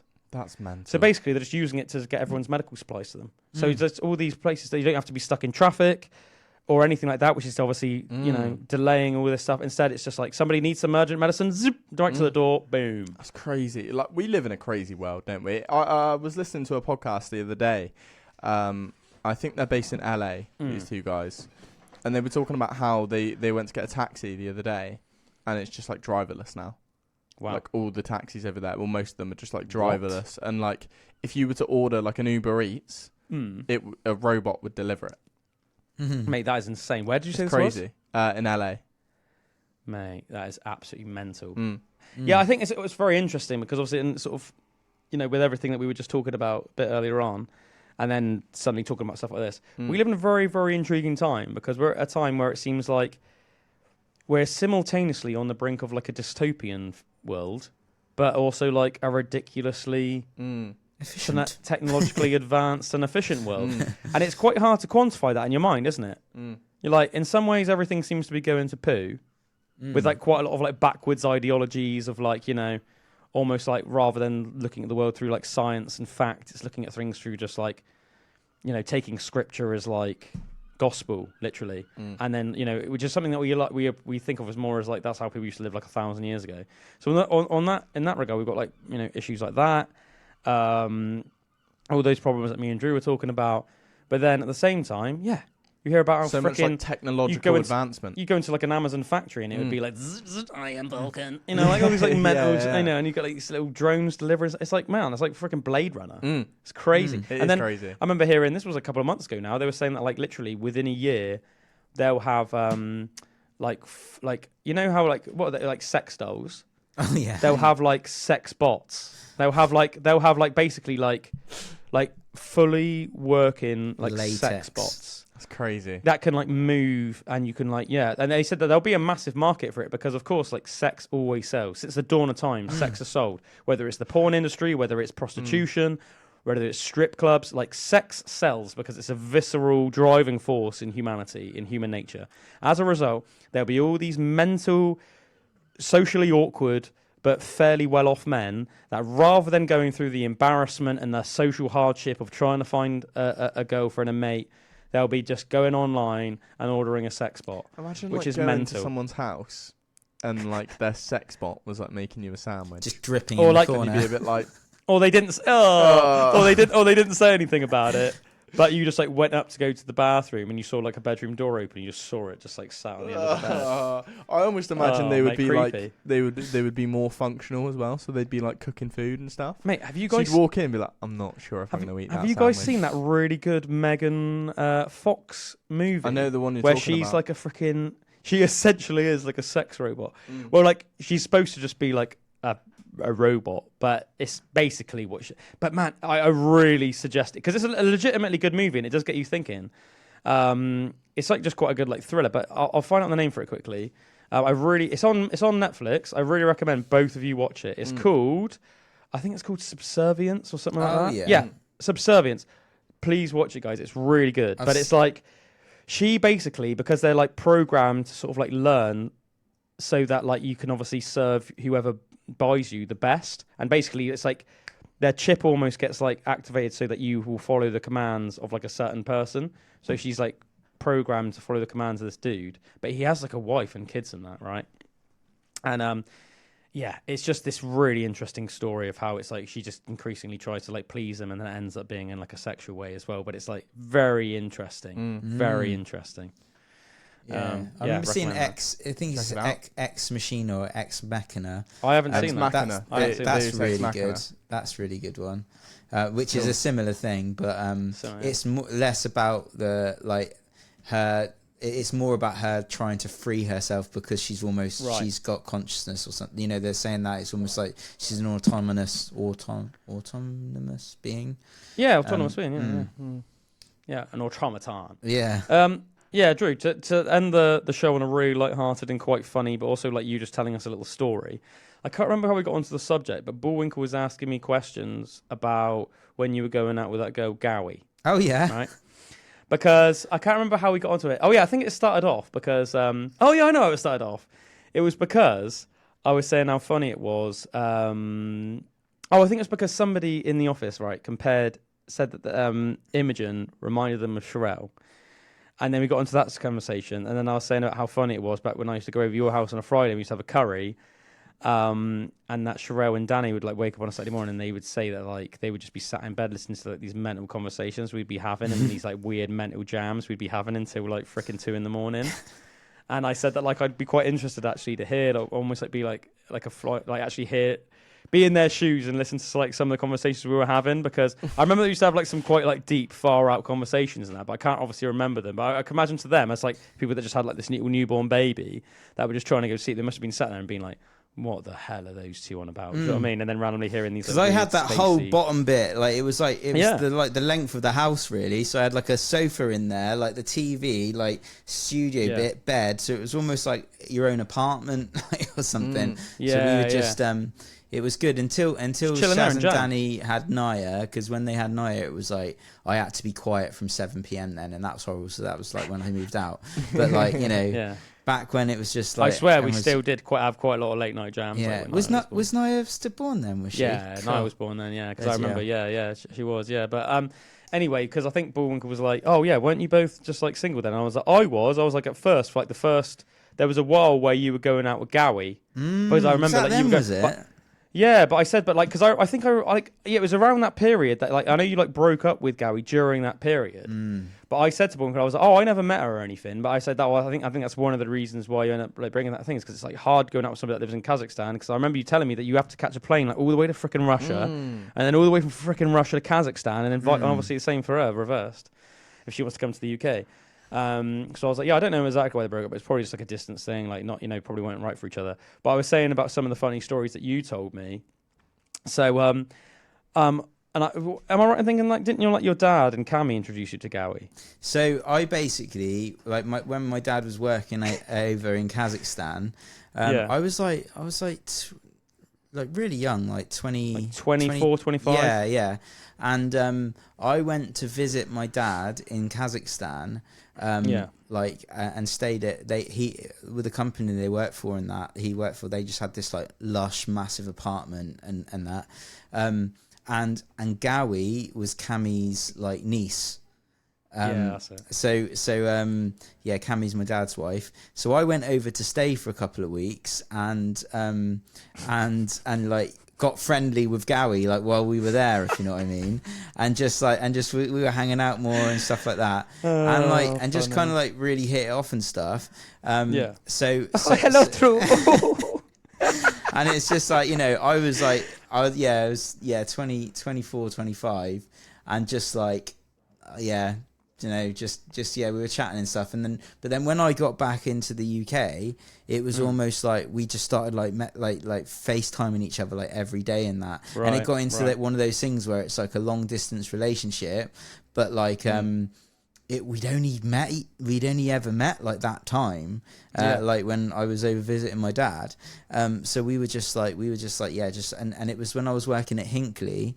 But I was working at B Station, and I remember like just chatting to her all the time and that, and then I started working at C Station while we were together, and it was like super exciting and everything, because I was getting like more money and all this stuff, and then she planned on coming over that Christmas, so she came over for like 6 weeks or something. It was like quite a long time, and is that when you got the baby oil out? Yeah, and basically what happened? She came over, and my dad and Cammy like they went on holiday. And like left me and Gowie like their flat basically. Didn't you say that they were basically like encouraging it? It was almost like semi-arranged, almost a bit like. Well, they just thought it was really cool, and they were like, oh yeah, right. They liked the idea of it. Yeah, and like I think I did as well, and you know what I mean? It's like everyone did, because it was like they liked it. I liked it. It's everyone liked it. Everyone wins. Win-win. But like, so we came over and we had like a really good time and that and shit, like staying over, and it was amazing because we like had like the place to ourselves and stuff like for the whole time and that. But it was like it was a little bit weird. Like things started happening. Like we actually, like it was Christmas time, and I remember like we went over to my family's like for like my mum's and that for Christmas, and like we'd like start playing Monopoly. And like Gowie would get like real angry, and like it was like you start seeing like weird things where you're like, oh, well, this is a bit strange, like, like kind of and she got like real like angry at Monopoly because she wasn't winning or whatever, or like, like rather than like just like taking it as in a fair way of like this is just a fun game, like she was getting real like she went full tribal. And do they not play Monopoly in freaking she never played Monopoly before, and how did she got so angry about it? Yeah, do you know, I mean, like, to be fair, mean, a lot of people do get angry. Yeah. Like, it was like one of those things. And, but I think it's like but you need to be brought down a peg a bit. I think if you act like that, like Yeah, almost that's exactly. the British mentality, and it's like that chill was almost out, like everyone don't in the take it room's so a bit seriously. like, it's a game, like it's right. a freaking game. Yeah. And like, then and I remember as well, like some weird things happening. Like, so we were over and in like it's I didn't. But when you were over in Kazakhstan, no, when she was over here. Oh, when you sorry. And like I think we've talked about this before, but I remember like when someone comes over to my house, obviously like get them a drink and stuff like that, but it's like you're just do whatever it's like, informal. And when you're like a friend of mine, just like help yourself, like Make that's yourself how it's always been like with my mates. That's and almost like the over. British way of making people feel comfortable. But I remember like she got like real angry with me or like real upset because I wasn't like almost like waiting on her or like to get drinks and stuff like that, and it was almost like, oh, you should be looking after me, like it's not my house and that, I'm not just gonna go up and get a drink. I'm like, what do you mean you're not just gonna go up and drink? Look at all the drinks out on the side, like this is it's Christmas. Help yourself. Get whatever you want. And do you know what I mean? Like bits like that. So it was like I was thinking this is like the second time I've met her properly, and it was like we were having an amazing time on our own and stuff and all of that, and loads of baby oil and like so it's very fun. But then she went back to Kazakhstan and I was planning then a trip over. I bought a ticket to go out and see her again, probably about another 4 months later or something like that. But then it was like after we'd met that second time, because bear in mind it was only ever the second time we'd met physically when she was in England. It was like we were chatting again on like FaceTime and that after, like when she was back in Kaz, but then it got all like she was like, what are your intentions and everything, and like and even saying she was like, you can't meet my family, and I'm like, why can't I meet your family? It's like, because you're not Muslim, and I'm like, oh right, so almost like she was saying like, if you want to be with me, you've got to be Muslim. And I'm like, well, that isn't going to happen, like and also that's a bit mental, isn't it? And then that's like, because the thing is as well, it's like when you obviously brought her over to the UK, you weren't like, you have that's to what be I mean. this That's what I mean. to be As with an my English, family. like, so why would you? So that's a bit of a double standard. But isn't that's it? what I mean. Like some places are more extremist in their views of like religion and stuff. How come that Cammy? Like, how come your dad didn't have to become a Muslim? Because Cammy's Cammy's not a Muslim. Like I guess she's like, it's not. She right, okay. So it's not like enforced. So Gowie's family, her brother and that, are like staunch Muslims. So whereas like Cammy doesn't have a mum and dad. Cammy's mum and dad are dead. So like so like she's. So Cammy is related to Gowie, but it's like. But they're not. It's the same beliefs. Nah, it's like Cammy's sister, Cammy's older sister. Gowie is her daughter, but like Gowie's father and Gowie's brother and that are all like staunch Muslims. So it's Gowie's dad that enforced that. Yeah, on that side of the family. More but like Cammy's like fundamentalist. Cammy's like brother is like and stuff, but like her parents are dead. Like she lives in England with my dad. Like has her husband and that. So she's it's just personally not that bothered. And now that she lives in the UK and obviously is with a British guy, it's like not an issue to her. Like, no. So so it was that. So I was thinking that was a bit weird, and then I thought you told me that didn't you tell me that one of her brothers got like a bit threatening with you or something, or like said something to you? I think it was just that thing of like, he can't come here, like like. I thought you told me that one of them was like, you can't be with my sister unless you convert or something like that. No, I don't know why that's what Gowie said to me. That's what Gowie said. That right. like that that you can't meet my family, you can't meet my brother and that unless you convert because they're like staunch Muslim. And also, so just because this is a really funny freaking tale, she gave you a little gold like pendant that had a mosque on it, didn't she? Which is of course like which of course is like the Muslim place of worship, and like Danny and several other members of the family called you Jihadi Drew around that time. Which I think to this day is so freaking funny. Yeah, because it just rolls off the tongue so much. Jihadi Drew. Yeah. And one like I think I can remember like it's a really nice gold necklace actually, like the actual. I mean, you sold it, didn't you, in a pawn shop? Yeah. Eventually. I hope Gary watches this. Hopefully she doesn't watch that. Yeah. I mean, yeah. I remember I think I like walked into town with you, and we like got a couple of prices, and then the guy had like given you a price, and you were like, yeah, I'm happy with that. You sold it for like a few £100 or whatever it was. But Yeah, I just remember. I can't remember who it was. If it was like Danny or Shrell or something. But I remember like I was round on one of those Fridays, and you were like not in the room. Well, I don't know. You were just in the toilet or something, and they were just like, "Yeah, we're just a bit worried that Drew might convert and then go a bit jihadi." I remember just thinking that was like so funny. But like. yeah, I remember the last conversation I had with Gowie. It was like we were like talking on the thing and that, and she was saying like, "What are your intentions like for when you come over?" And I'm like, "Well, we've only met each other twice. Like, we're just gonna like hang out and just see where this can go. Being a bit intense, where the relationship can go." And then she basically said, "If you're not prepared to marry me, then I don't want you to come to Kazakhstan." And I was like, all right, well, I'm not coming to Kazakhstan then. And that was the last time I ever spoke to her. It was like real, intense, That is so intense. Mate, Cal was telling me a story with you and a goat when you were in Kazakhstan. Didn't you go to like a freaking tent in Kazakhstan and there was like someone slit a goat's throat in front of you or something? Oh, you spinning out because you'd been on like some hashish or something? It was mental when we were over there. Like, I didn't actually like go to it, but like, we had this, like there was like my dad worked for this company and he had this driver, and basically there was like out in the middle of nowhere there was this like out in it was almost like desert-y kind of thing. There was like this huge river, so we drove out there like it was about 4 hours, and I spent this whole day at this river, and they did a massive barbecue and all that stuff, but all the meat for the barbecue. So basically like the night before, me and my dad had like stayed up and drank like 2 massive bottles of vodka. So I was like, nice. And I'm really bad with hangovers and that. So in the morning, I was just so like, I couldn't go, but my dad was going to the slaughterhouse where they were doing that. And it was basically like, he went and he was telling me about it, and they just get like a pole and just like punt it in the neck of like the lamb, and then it was just all like bleeding out and stuff. And I was like, mate, that sounds like mental. I'm glad I didn't go, because I was like so hungover, So that was where all the meat was like slaughtered fresh, and then we prepared all the meat at the house and cut it all up and everything, and then we went. It's like halal, I think. Yeah, it would be like halal. Yeah. And then we went like for this like mental like day out at the river, which was insane. We were just like drinking all day, and there was like weed plants growing like just like naturally there.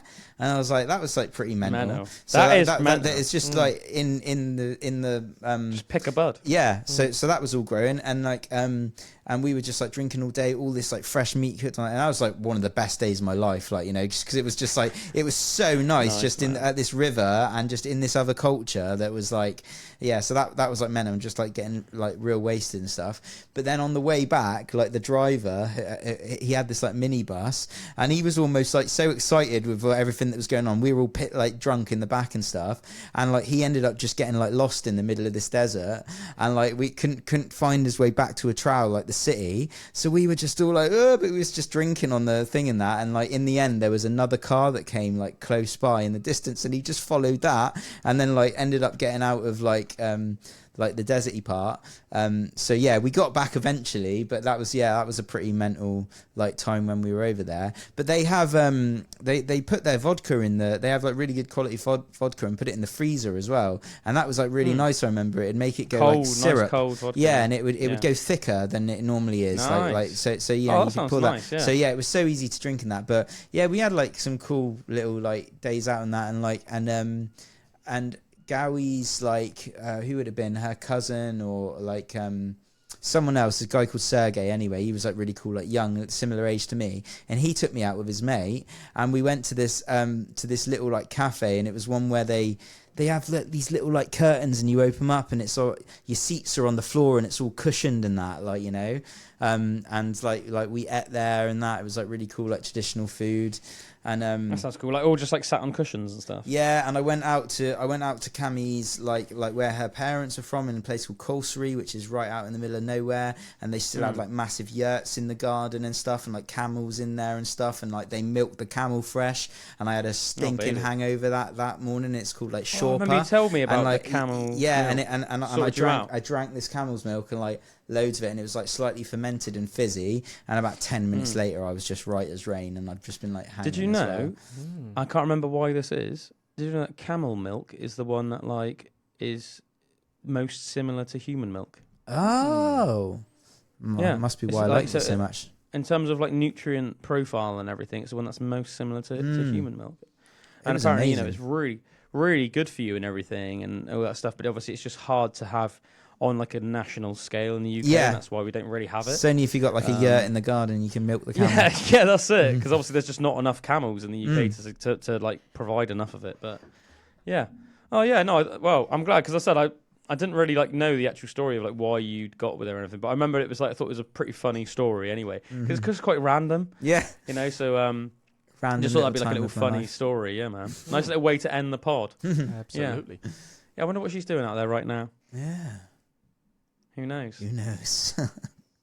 Yeah, man. At least you had that time with the baby, oh dude. Yeah. But, well, we'll leave that there, folks. Thanks for listening to another Pandora's Box.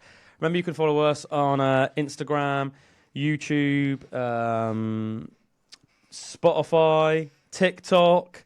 We are going to really start hammering. Oh man, I can't wait. Hammering the TikTok videos and Instagram videos soon. Bullwinkle's going to be really getting on that when he goes to Australia. If you haven't already, check out the live unplugged set that we did with the Colourblind Monks from a couple of weeks ago. That's on YouTube, and it's freaking awesome.